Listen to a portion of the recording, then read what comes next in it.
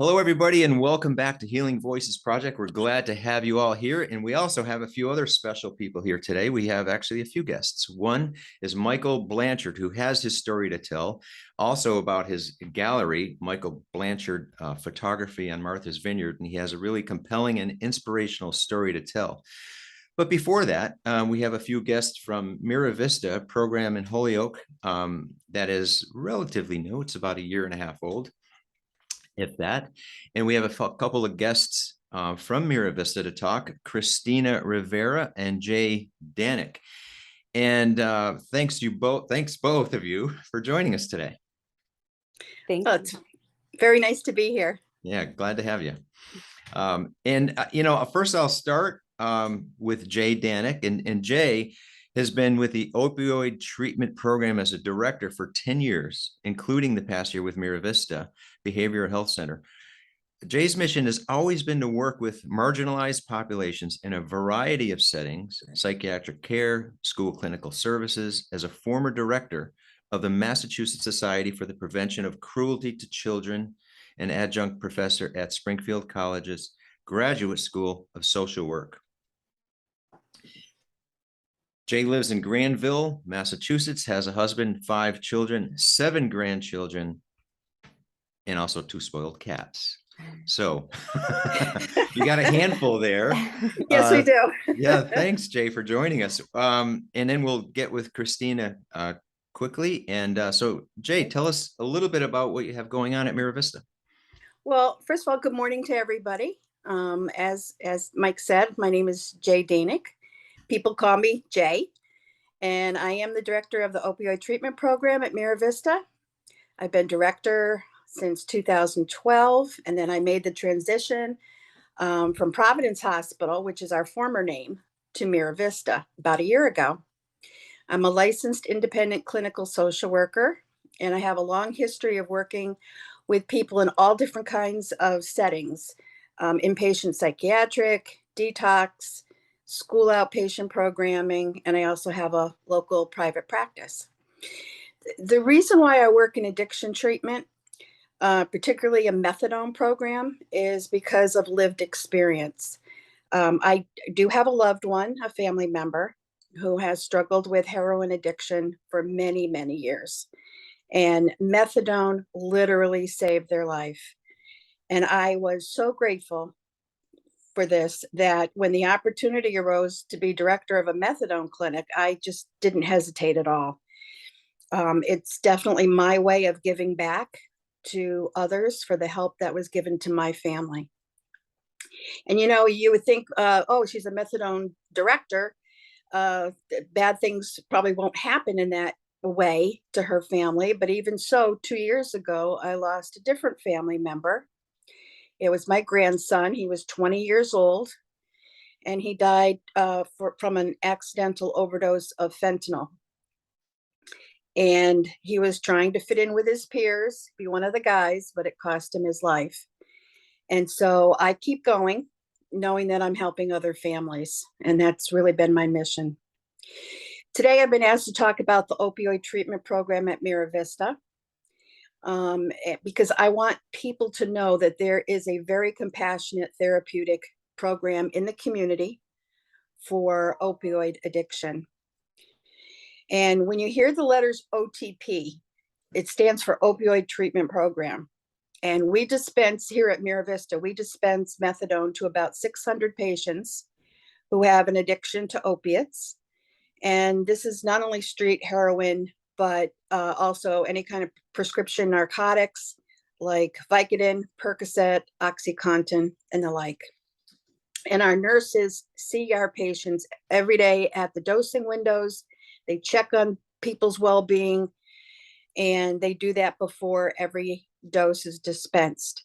And as you can imagine, over many, many years, we've had patients with us for 20 years, some, very much shorter, but there's a lot of bonding that occurs between our nurses and our clinicians and our patients because we see them through all of life's challenges.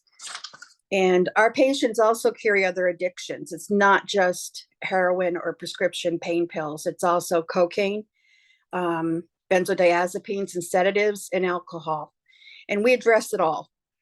Fentanyl, as you know, is rampant in the community. It's laced in with benzodiazepines and cocaine and other opiates. It's very, very dangerous. And we notify every patient with a positive drug screen if they're positive for fentanyl, so they can take precautions. And we work with people individually. Some patients want to be abstinent from all drugs of any kind, and that's fine. That's their choice. Others just want to reduce their use, called harm reduction, and we base it on whatever the patient's goals are. But we make sure every patient has Narcan too, in case of an overdose. And right now, due to COVID, we're giving patients a lot of take-home medication, so that they don't have to come into the clinic on a daily basis. And what we're aiming for in the OTP is to have same-day admissions, where if somebody calls up, they're in a bad way, they need help, we'll get them right in. We'll do the screening, we'll do the intake, we'll do the dosing, all on the same day. Right now, our dosing hours begin at 5:15 in the morning, and because we have people who want to dose before they go to their jobs, before they go to school, they want to get home for their children to get on buses.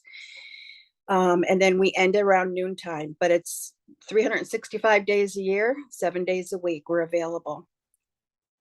And along with receiving methadone, we offer our patients a recovery program that goes with it. The recovery program includes individual counseling and group therapy. And right now we have about 20 groups that are running. Some of the names are like grief and loss, relapse prevention. We have a No Buts About It group, which is about ending tobacco use. We have a Mommy and Me group for our pregnant patients. And we have annual groups like overdose prevention and nicotine and gambling. We address all kinds of addiction. Wow.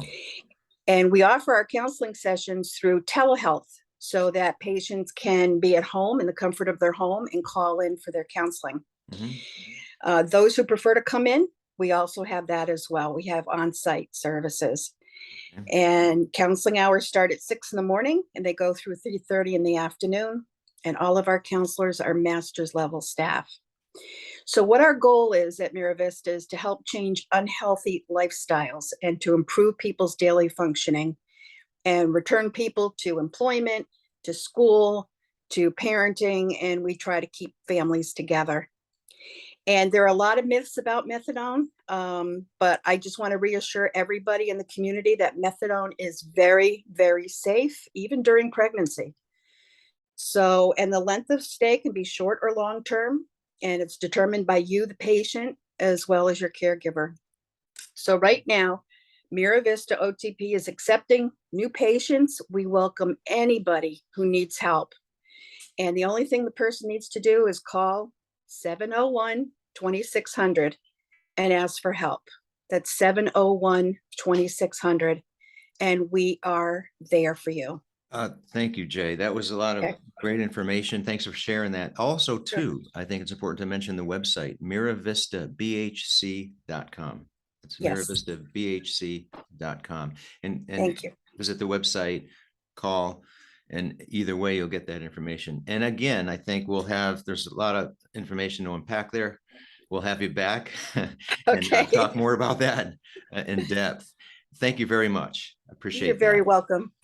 And we also have Christina Rivera, who is a licensed independent clinical social worker from Miravista, who's been with Miravista since May of 21, which is since it's opened, I believe, right? Yes. And you were the director of outpatient services, and you've had 14 years of experience community agencies and medical hospitals. So Christine, I want to tell a little bit about what you have going on, and then we'll jump into Michael Blanchard.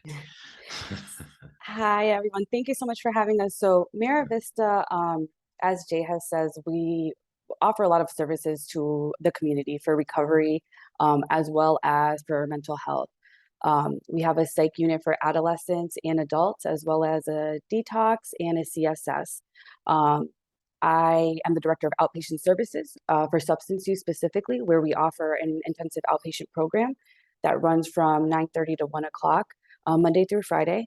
And we also do individual counseling and some mandated services as well for Massachusetts impaired driving and substance abuse evaluations. We have 4 master's level clinicians, and we're just a small but mighty group. We love to be able to serve our community, and we're small, but we're able to tailor people's recovery to what they need. And I think that speaks for everybody's mission at Miravista.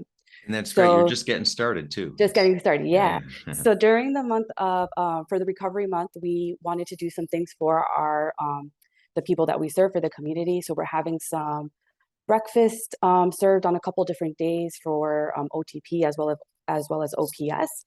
And as you know, we're hosting Mike to come, and we're doing something called I think, what did we end up calling it?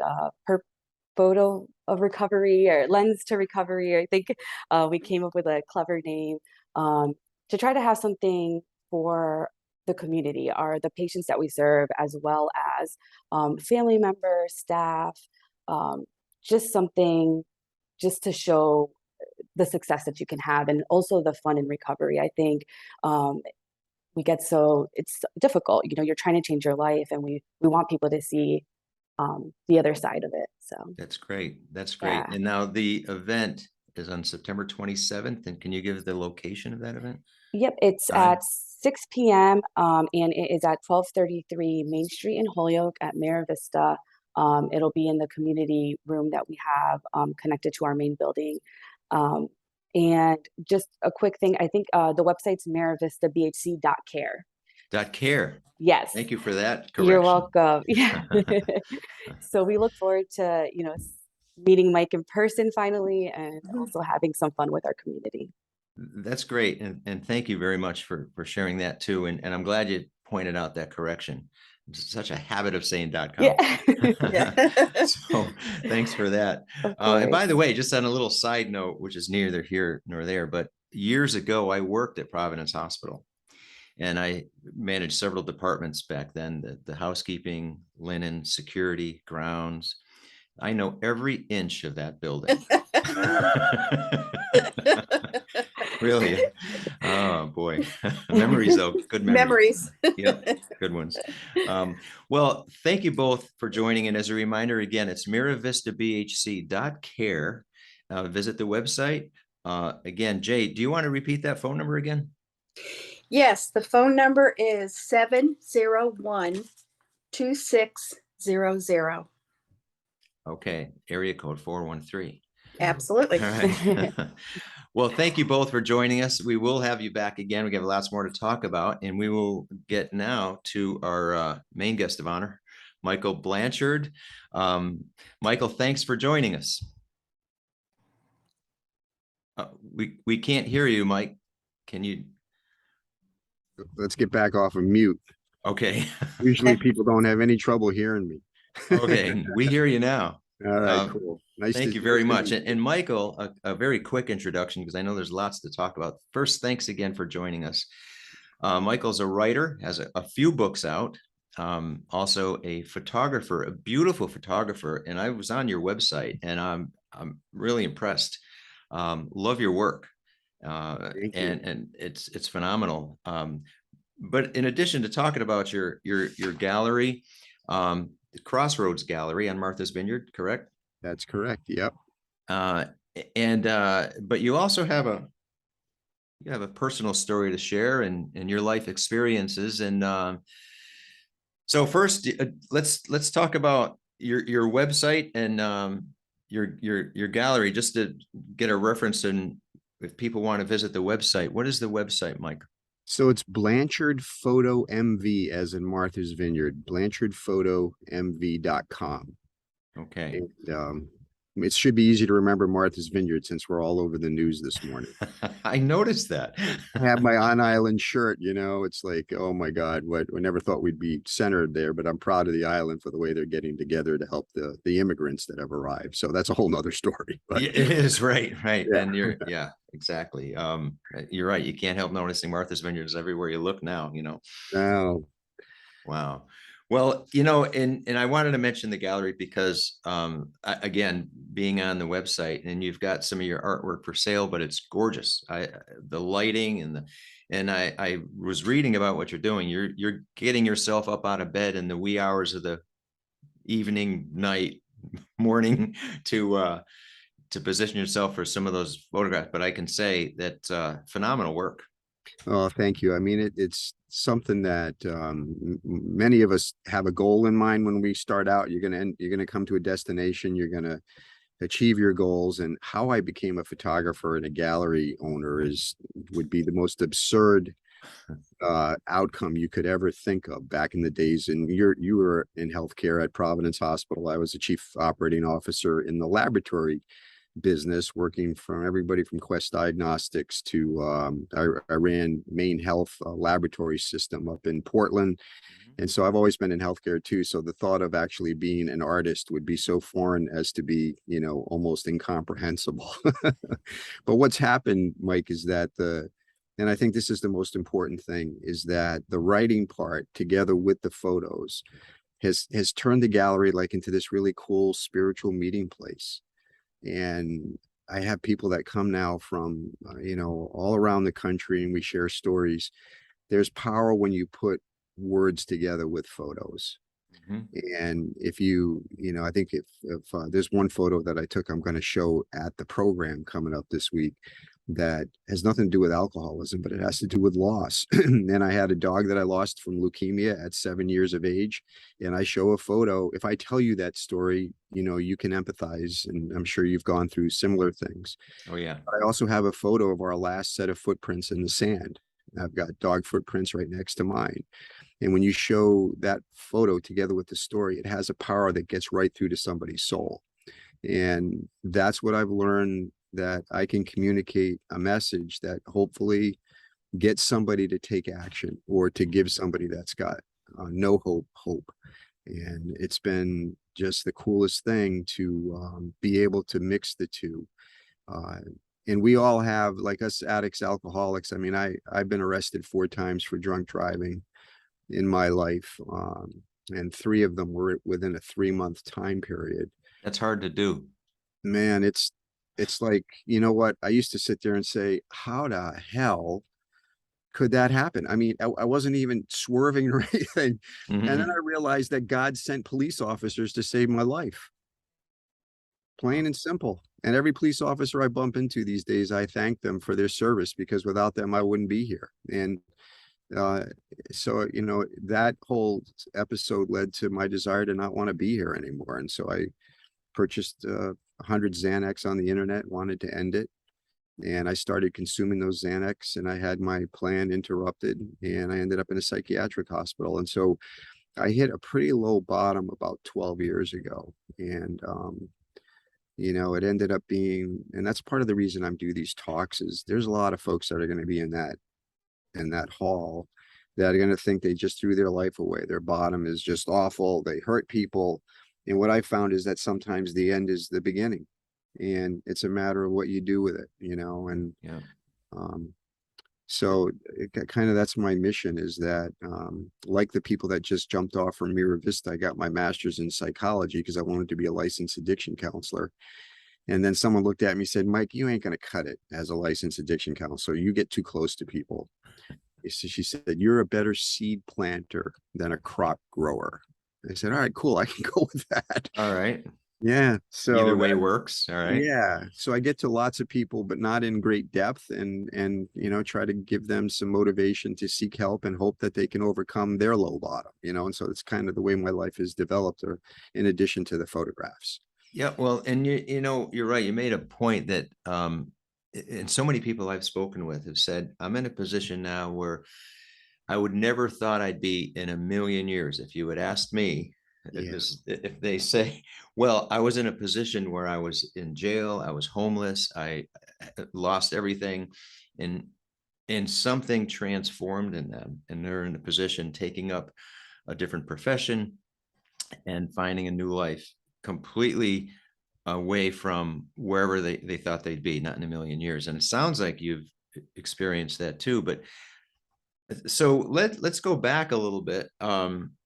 to how this all started, Mike. I mean, you got arrested 4 times and 3 times with it, but prior to that, how did it all start? Gradually, I mean, there's like 3 or 4 different paths to alcoholism. Some people take the first sip and they're off to the races. With me, it was the gradual progression over 35 years. I mean, it was almost imperceptible. I mean, when you're a functional alcoholic, Mhm. I was a marathon runner, right? I mean, if there was an alcoholic Olympics, man, look out, because I'd be like in first place in the marathon, I'm telling you. But it's not unusual for athletes to get that way. You end up, when I studied in my master's program, marathoners, other athletes that, you get the endorphin high. I'd run 100 miles a week. The endorphins that would give you a sense of peace and relief. I became used to having that feeling as taking the edge off for the day. But eventually we get old, and suddenly the body breaks down. You can't run the 100 miles anymore. And you start drinking a glass of wine at night. And that says, wow, that's actually more potent than endorphins. And then if you have that addictive gene or propensity, it takes off from there, and so up and down over the years, but gradually depending more and more on it. And what it really comes down to is that I was haunted by a lack of self-love or any idea of what I was supposed to be or what I was supposed to do. And so, I find that not only is there the relief from the alcohol, but usually there's something kicking underneath that you're just trying to just bury. That's usually the case. Would you say? Yeah. Yep. And so unless you get at that, but you know what, there's a point where you step over the line, and if you gave me a yacht and all the money I wanted, and anything I could think of in terms of happiness, you sent me off to the Caribbean on a sailboat and you said, all right, your life's worries are gone, you're fulfilled, everything is there. You give me a glass of wine, I'd probably be dead in 2 months. So I've accepted, I have a knowing that I have a disease that I can't, just like diabetes, you may not like it, but you got the diagnosis, you either deal with it or you don't. Mhm. And in that knowing comes peace. And I try to tell people there's a piece of knowing that that you are an alcoholic. You do have the disease of alcoholism, and then you just move on. It And just removes the question and of, that's the torture, is the yeah, question. yeah. So, and eventually it ended with just drinking. I was a chief operating officer with 1,000 employees. And I would take my Poland Spring bottles and fill them with straight vodka, and I'd go into work. And Wow. I was chewing a lot of gum, man, chewing a lot of gum, trying to hide the smell. And, there were a few people that suspected it. So the vodka, the straight vodka led to ulcers, led to all kinds of health issues. And I would drink maybe a quart a day. Wow. It was pretty insane right out of the bottle. And I even hiked Mount Washington in New Hampshire once with 4 bottles filled with vodka, because God wasn't listening to me down here. And I figured maybe if I got a little closer at like 7,000 feet, I could get him to tune in. And it was almost didn't make it back down. I mean, you can't hike a 7,000-foot peak drunk. It's not good. I would not recommend it. But those are the kinds of things that spiral when you get down to the collapsing point, So I've always been, a non-artistic business person who never wanted to be a business person and never had any kind of a sense of where this was all supposed to end up. And of the most odd things, in July 26, 2010, I became sober. And so I just hit 12 years this July. Wow, that's great. Thank you. Um, And but 2 years into sobriety, I was like most of us that are new, antsy, go home. I was still the CO. They didn't fire me, thank God, because a physician there in the psychiatric hospital, when I went, I was in for 3 weeks for suicidal ideation and all that. And this man, who was the medical director of the entire facility, came to my bedside and he looked at me in the eye and he said, I was like you. And he said, well, I don't understand. He said, I was on life support with a 600 blood alcohol here at our main health organization. They kept me alive and they sent me to this rehab in Atlanta, and it saved my life. And he said, I am going to go talk to the executives at Maine Health, and I'm going to tell them if we can send you there, that that you just might make it too. And because of that angel, because of that personal intervention, they kept me at the company with 3 DUIs in 3 months. And they sent me to this place that just saved me, a 3-month rehab. And when I came back, I owed them, and I worked for another 8 years and helped turn the company around. But 2 years into sobriety, I heard a speech. My wife at the time, we went to her graduation speech, and I was like almost asleep. And she goes, okay, and I'm going to implore you, find your passion. You've got to find your passion. He says, I want to tell you a story about an alcoholic bipolar businessman. And I'm going like, what? How the hell did she know my story? Who found peace, connection, and essentially a whole new life through the taking and editing of photographs. And it's like, I don't understand how stuff like that gets planted in your soul. It's almost like Richard Dreyfuss in Close Encounters of the Third Kind, where he had something inside him. He started building that damn mud thing on. Oh yeah, the table. Mashed potatoes. The mashed potatoes, man. So I had mashed potatoes inside me that I needed to get out. And suddenly I said, you know what? I have no idea. I don't care about photography. I have no interest in this whatsoever. But I started like obsessively watching YouTube videos. And I bought a camera, and I'd go running out, and I'd start like taking pictures, and then I'd do another one and another one. And it became like this obsession. And you didn't have any experience with photography before, right? No, people come in and say, how, well, did you used to use film? I said, no, they think I've been doing this since I was like 20 years old or something. And it started like at 52, 53. Yeah. And but what happened? And this is the important thing, because I only have one story, and you have so many people on your show and otherwise that have their story. And my story is around the way that took me back to the world. Because you get home from work at night, and between 5 and 9 is torture when you're first getting sober. You go to a meeting, you want that glass of wine, you want to take the edge off. It's like every day in the beginning is just hard. When I discovered photography, I couldn't wait for 5 to 9 to come. I couldn't wait to get home, because that's the golden hour.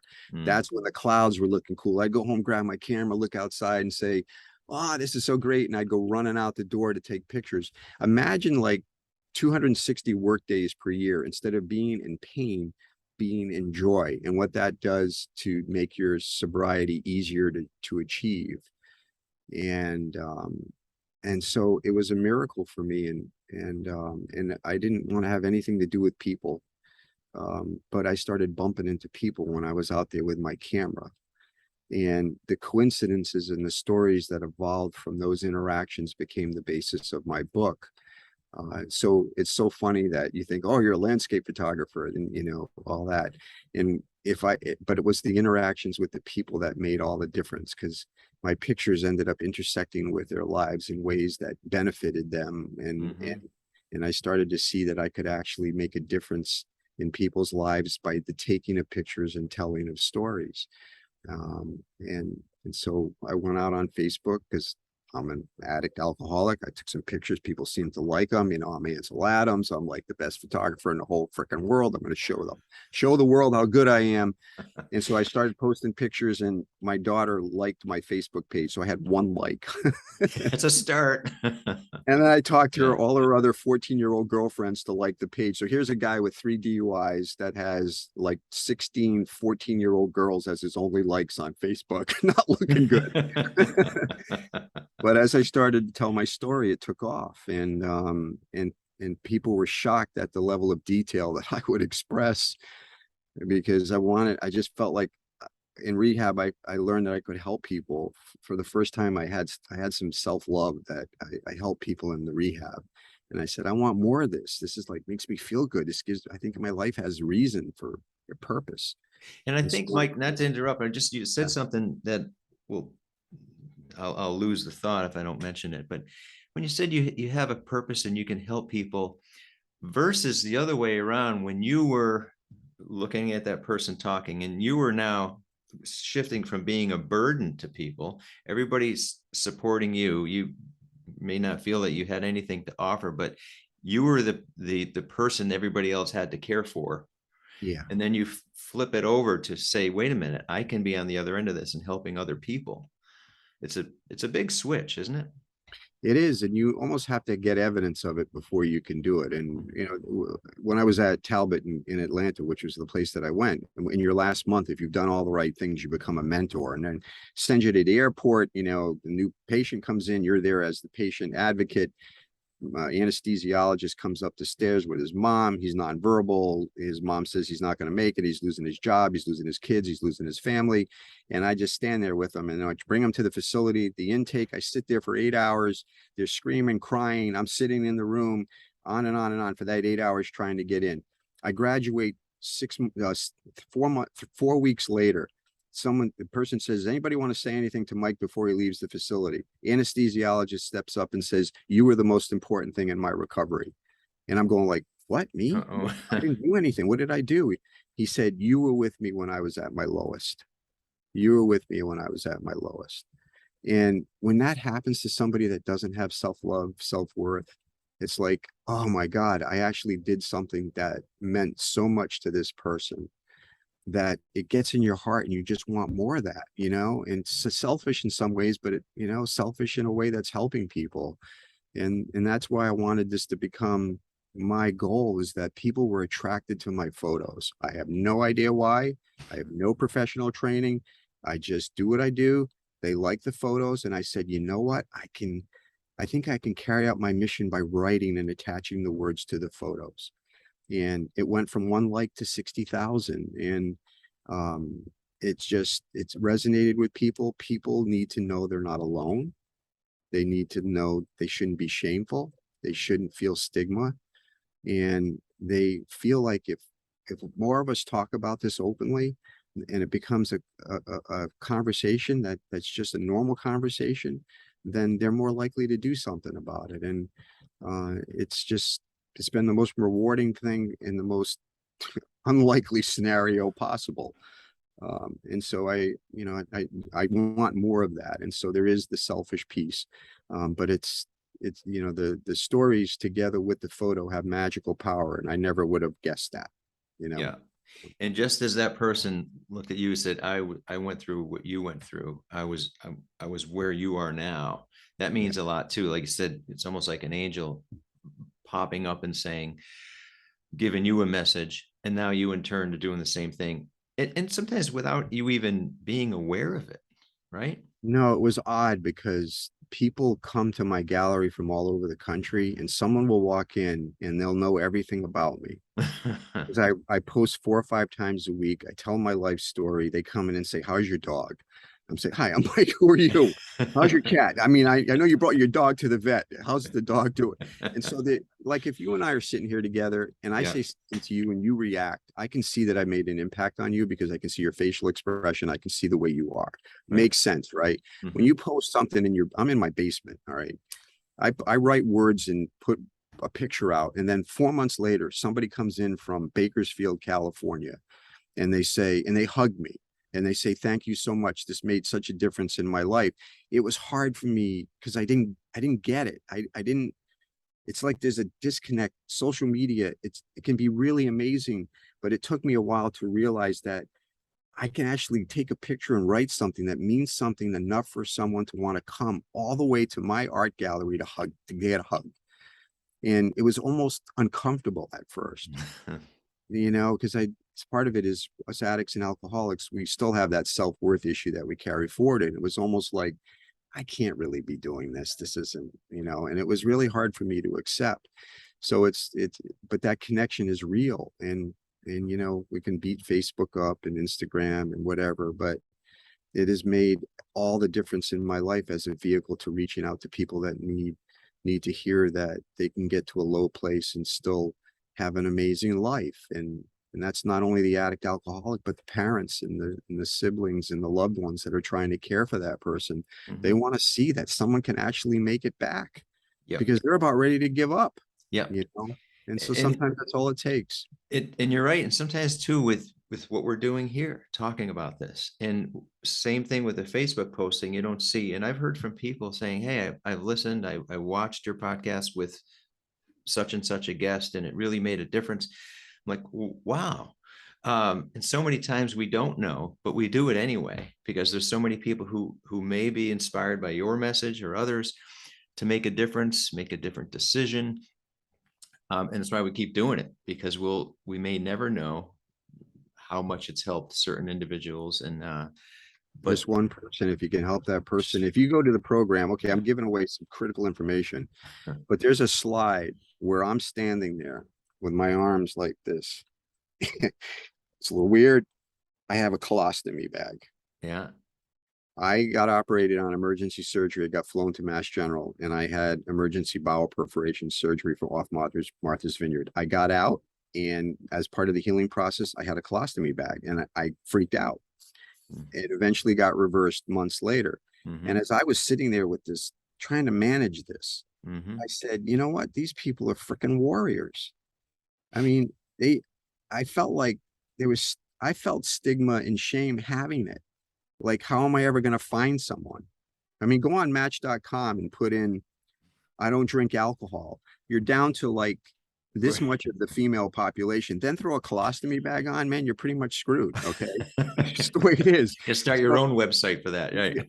So what I did is I went out on Facebook and I said, you guys, I love you guys. And I took this weird picture, and people from all over the country sent me notes saying, I have a colostomy and I'm tired of feeling shameful about it. Yeah. And it's like it almost became a mission for me that I wanted to expose the things that we have chosen as a society to call shameful or stigmatized.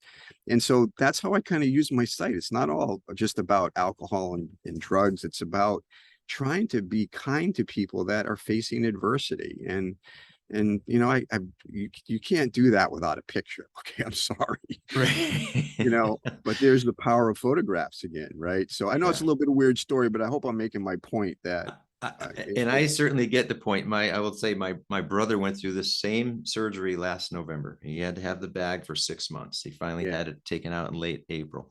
But the point that you described applied to him too. He says, oh, I can't believe I have to do it. And he was just so down about it. But he said, every time I bring it up, I'm shocked at how many people said, oh, I also went through this. Absolutely. Yeah. And he said, and he sort of shedded that stigma after a while. After a while, it's funny, he started just volunteering it to everybody. All right, give me his phone number, damn it. We sounds like we're soulmates, man. Definitely. We're good friends. Okay. And yeah, once he had it reversed, he said, you know, it's fine. And now he's also willing to talk to other people about it, to say, hey, it's not that bad. Hey, you know, you can go through this. And but the power is in knowing you're not alone. Yes. That's huge. Regardless of the subject. Somebody came in the other day with Parkinson's and scared to death. And, you know, the ailment, we are faced with things that there's power in knowing you're not alone. And I think if that's my job description, then so be it. So, well, you know, we talked a little bit about your writing too, Mike. You got inspired to write your book and put words to some of the photographers, and you have 2 books out now. Let's talk about each of those books and how you got started with the first one. Well, Fighting for My Life was, 2014. I'd only been a photographer for 2 years. And of course, the ego, I got to write a book. And I went to the publisher and she looked at me and she said, what are you writing the book for? I want to show people my photographs. She said, you're not ready to write a book, go away. And then I went back a year later and I said, what's your reason for wanting to write the book? And I said, I want to tell my story with the interest of helping other people. And she says, now you're ready to write a book. She was like my mother. And so it was just a brief 20-page description of the downfall and whatever, and then 16 lessons learned. And you give me a 400-page novel and it ain't going to happen. You give me a picture and a little story, then it's going to happen. And I wanted it to make it simple. So in fact, they use the 16 lessons learned are things like forgiveness, and they use them in group therapy where they'll pick a topic and have people relate, forgiveness, for example, and the photos are there to sort of motivate and accentuate the meaning. And then so that one can be read in 45 minutes. And it ended up we made 2,500 books. They sold out, which is quite a bit for a book. Most books sell for less, 100, 200 books. So we republished it, and it won the Ben Franklin Award for photography from the Independent Book Publishers Association, which was just Wonderful. amazing. And Yeah. then Through Sober Lens came out in 2019, which was the best of the Facebook posts. So there were 43 pictures and 43 stories. And we even debated whether to put sober in the title, because a lot of these things just have to do with human kindness and connection. But by putting sober in, it is what it is. That's my story. And we're not limiting the audience very much. I don't think there's a family out there that hasn't been touched by addiction in some way. And so that book, we sat there. We were supposed to go to California for the awards for the Independent Book Publishers Association, but COVID hit, so it was in Zoom, and it got a couple of awards as most inspirational story and best book design. And so the only thing good about that, other than the ego lift, is that it makes your book available to a wider audience. And Right. so it helped us get the word out on that, and that one has sold many copies, and it's a book that someone can just pick up. They want to look at a picture and a story. That's it. You can look at each one stands on its own. You don't have to. And I think a lot of the addicts and alcoholics in recovery who are, it's resonated with them because they can just get something from that one picture. Mhm. There's a boat hanging onto an anchor in a blizzard. And I wrote the story about how after I had that surgery that I started to become dependent on oxycodone. And I had limited the number of pills to 20, but in the end, I started to cut the pills in half. And on the last day of the last half, I lost the pill in the front seat under the seat in my car. And I got on my hands and knees for 20 minutes searching for that half a pill. And I started crying before going to work as a COO. I wrote that story together with that boat hanging on desperately to the anchor in the blizzard, because that's how I felt. And I told people honestly about this whole surgery thing. And, even though you're an alcoholic, this is just such a tough, I'm an addict as well. And by telling that story, there were so many people that have surgeries that are alcoholics and addicts that help them understand it and deal with it. And just to see that we're all human, and as much as we, there are things that can happen that can throw curveballs to your recovery. And that's just one example in the book of Mhm. a photo that really says, okay, this is what it's like to be on your knees. It's like a boat hanging onto an anchor. The anchor is your sobriety. That breaks loose, you're gone. And so that's just an example of that. And that's a great example because, there's so many, you could talk about it. And then once you concisely hit a message and they say, that's me. How did you manage to capture that? How I felt in a picture, in a paragraph. But when you do something that says, yeah, that's exactly right. You just hit the nail on the head, to use an old cliche, but you zero right in on it. And people identify with it. And they were shocked that I would say that level of detail on, and I don't even know what came over me. All right. Because this is, back in the day saying these kinds of things on social media. Partly it's self-therapy because I told on myself. Yeah. And a lot of people that knew me now knew the story, and I told on myself, and that's in a way helps your sobriety, because now you've said stuff to people that care about you, and they're gonna help you, and you can't hide these things anymore. So I'll admit that some of it is self-therapy, but a lot of it is then the reaction you get from people that say, thank you, I made changes this way, or I dealt with it that way. Even if it just helped one person, it's just an amazing feeling to know that because you were willing to go out on a limb and give that kind of a detail on social media in front of thousands of people, that it made a difference in their life. It ended up being a beautiful thing. Mm-hmm. Some of the stories that I've told, there are people that are hurting. When I told my story about being arrested 3 times for drunk driving, there were many people that said, what are you doing? They should have put you in jail and thrown the key away. We should never hear from you again. You shouldn't be telling your story like this. This is, and I have to hold space for somebody. What if that person lost their daughter to a drunk driver in a car accident? The anger that person has. I'm not in a place to judge why that came from that. But anybody I learn that goes out and tells their story, you're going to take hits. And you know, and you can't, so, but if 99% are good and 1%'s bad, are you going to let the 1% take you down? And at first it almost did, because I was so upset. Of course. But, you know, I decided, no, I've got to go with the 99%, keep going, and just realize that in this, when you tell your story openly, you're not going to have 100% of the people behind you. There are people that doubt or think you have ulterior motives. And, Yeah. you know, Mother Teresa said, you know, if you're kind, people may accuse you of ulterior motives, but be kind anyway, you know. So Yeah. And, you know, with the 99%, just think, as we talked earlier, you'll never know maybe the incidences, the injuries and deaths that you've prevented, yeah, that you'll never know. yeah. Thank you for that. Yeah. Yeah. And that could be the case. But, you know, Mike, we didn't get to talk when you said you were arrested 3 times, and you had mentioned earlier to someone of your, on your, I think it was a Facebook poster on your website, when you said, you know, you had a choice after the 3rd DUI to go to jail Yeah. or enter a program. Now, I think that's a choice you made to say, I'll take the program. What, number one, talk about that choice and what happened then, and then what changed, and what actually was what stopped you from going back to drinking again? Yeah. Well, first of all, the jail part freaked me out, because I Mhm. could have gone for 4 or 5 years. And to have an attorney and to have the health system behind me with that physician to say that if you go to 3 months, and there was a whole bunch of stuff that I was going to go through coming back. Yeah. But um the fact that that physician put a sense of hope in my heart, because even before that, why wouldn't I go back and just kill myself? I was ready to do it. Why face this?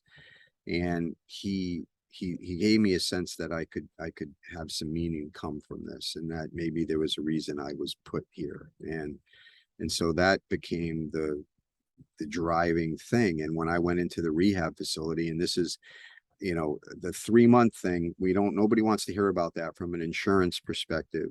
But when you go to a 3-month rehab, you deal with issues in the first month, you start to come back and think about strategies in the second month. The third month, you become a mentor to others. And in that 3rd month, I helped person after person, and it surprised the hell out of me that I could actually take what I had gone through to help somebody else. That mentorship process we don't have in a 28-day rehab. You stop drinking for 28 days, you start the steps, you go through step 5, and you write down all your issues, the people you've harmed, the things that you need to do to go forward.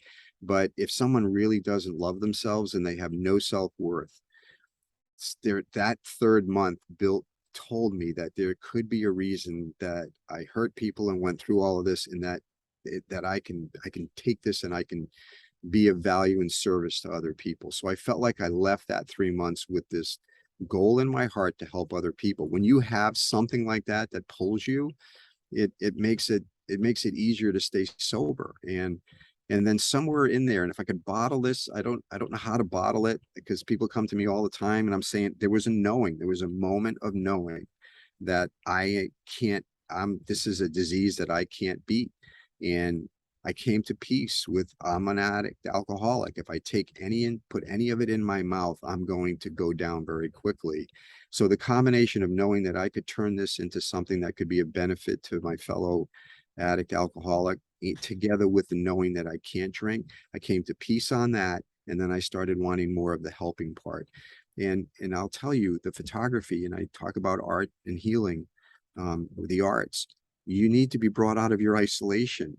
And if the camera would drag me out to places, and I would bump into people, and it became like, imagine every day again coming home from work and going out and taking pictures. It was such a key part to my recovery, is that I wasn't staying in, you know, trying not to drink wine, watching Wheel of Fortune. I was out on the beach, I was taking pictures, and coming out of isolation, whatever that vehicle is, in my case a camera, became made all the difference for me. And so it was just by, you know, I don't know if I would have made it. And I'll tell you one thing, if I hadn't heard that speech about the alcoholic bipolar businessman, which I am also have a bipolar diagnosis and have medication, And I would have never been a photographer, because you need to understand there wasn't an inkling of any sort to be an artist or a photographer. Zero. It was only hearing that speech that set me in motion. And so that's why in the program I'm going to give for Miravista, there's a T.S. Eliot once wrote that he wrote, not known because not looked for, but heard, half heard, in the stillness between two waves in the sea. It's that silence. Once you get broken down and you kind of lose everything, you become open to things that you would have judged differently if you still had everything. Mhm. There's a moment where you become aware, and if it takes breaking down, so be it. Listen for messages. Those messages that come can change your entire life. And for me, that's what happened. That one message changed my whole life, and I chose to hear it and then act on it. And I think others can do the same thing. I think others can do, and in your case, and with many others too, I think you had a, call it a hidden talent, because you weren't aware of it for a long time until you're in No, your and 50s. honestly, I walked in my gallery after I had hung all the artwork for the first time. Yeah. I walked into the gallery and I looked around and I said, and I had tears in my eyes. I said, where did this all come from? Hmm. It was a very spiritual moment for me. And I just I couldn't believe it. And so there is, by listening to messages, sometimes you get pulled to the place you were supposed to go. You can't go into a school system and say, okay, students, forget about goals, forget about destinations, just listen for messages and you'll be pulled to where you're supposed to go. You can't do that, but you can when you're an old guy who has already screwed up the goal thing. And now if you can listen, sometimes you go to places you could have never imagined. Right. Anyway. Right. Well, that's there's so much to your story, and I know both of us, we could talk for a long time about this. Yeah, I'm not shy, man. uh, and you know, and let's just mention too before we wrap up, because first of all, there's an event on September 27th at Miravista that Michael will be there. You're going to talk about your books and photography, but more importantly, talk about your story. That's at Miravista, which is 1233 Main Street in Holyoke on September 27th at 6 p.m. And your two books, which people can find on your website, Blanchard Photo MV, as in Martha's Vineyard.com, BlanchardPhotoMV.com. And if you're in Martha's Vineyard, visit the Crossroads Gallery. That's it's hard to get there, but if you're there, Yeah, unless you get flown. right. All right, unless you get flown from Florida. All right, we cut that part out. All right, I don't want to get political, but have to go to Florida first and get a free flight. But your books, Fighting for My Life and Through a Sober Lens, and I've seen samples of it that I'll have to take a closer look, but it sounds wonderful. And boy, I really appreciate you being on, Mike. well, you're easy to talk to. You're doing a great thing yourself. You should be proud of yourself for doing this and getting it out here from, great job. You do Well, amazing work. thank you. And I really appreciate that. You know, as you were talking, I had to sort of think about it too, because just a year and a half or so ago, I wrote a book called Voices from the Fallen, which features 8 different stories from Western Mass, all with different causes, effects, and outcomes about addiction, whether it's alcoholism or different drugs. And that came out of nowhere too. And I don't know, where did this come from? Yeah. So I understand that. And how you just keep going and you find something in you to get this going, which then led to this program, which again was not expected and not in the works, not in the plans at all. See that, man? Where you just listen to what comes your way. You look at, you follow through, have the courage to do it, and look what you're doing. Amazing. Right. Yeah. And I got to meet some wonderful people, inspiring people. So Yeah. yeah, Very nice. Very nice. There's a concept called post-traumatic growth. Mm-hmm. Look at, in my master's program, there's researchers in Australia of all places looked at post-traumatic growth versus PTSD to see what propels someone to places they could have never achieved through the trauma versus the pain part of it. And it's just interesting in terms of how that trauma can just catapult you into areas that you could have never imagined. So the end is not the end. It can be the beginning, right? So Exactly. You never know what awaits you if you just have the courage to step out of your comfort zone. amen, brother. Yeah. Well, Yeah. hey, Michael, and I'm going to attend that event. I'm looking forward to it. So I'll Love get. to meet you personally. All right. I know what you look at. You'll have your Patriots jacket on, so we'll be friends. I woke up, it was cold this morning. I said, what the heck, Damn. It was like, yeah. Well, hey, it was great talking with you. I really appreciate it. And I know we'll be talking again very soon. All right. All See right. you on the 27th. All right. Thank you. And for everybody listening, thanks for joining us. And please visit Michael's website at BlanchardPhotoMV.com and MiravistaBHC.care. Thanks, everybody. See you soon. Thanks, Mike. All right. Take care. See ya.